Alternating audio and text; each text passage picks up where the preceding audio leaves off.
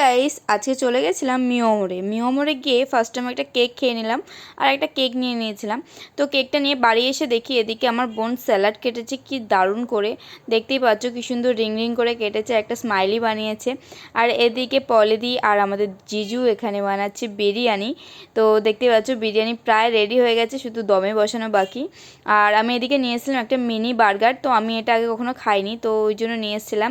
আর একটা প্যাটিস, তো আমি এক কামড় খেয়ে আমি বোনকে আর সবাইকেই দিলাম, ওইটুকু হলেও কী হবে, আমরা সবাই মিলে ভাগ করে খেয়েছি যে কেমন লাগে খেতে, তাই জন্য তো ভালোই ছিল মোটামুটি। তারপরে আমাদের বিরিয়ানি রেডি হয়ে যায়, আমরা সবাই খেতে বসে যাই।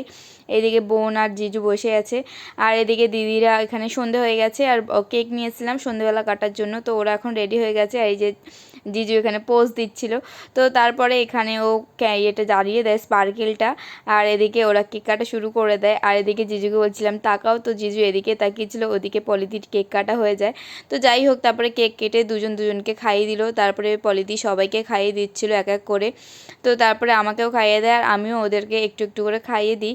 তো তারপরে আমার বোনকেও খাইয়ে দেয়, তো সবাইকে কেক ফেক খাইয়ে দিয়ে তারপরে আমরা চলে যাই বিরিয়ানি খেতে। তো যেহেতু দুপুরে বিরিয়ানি করেছিলাম, সেই বিরিয়ানি থেকে গেছিলো, তো আমরা রাতেরবেলাও সেই বিরিয়ানি খাই।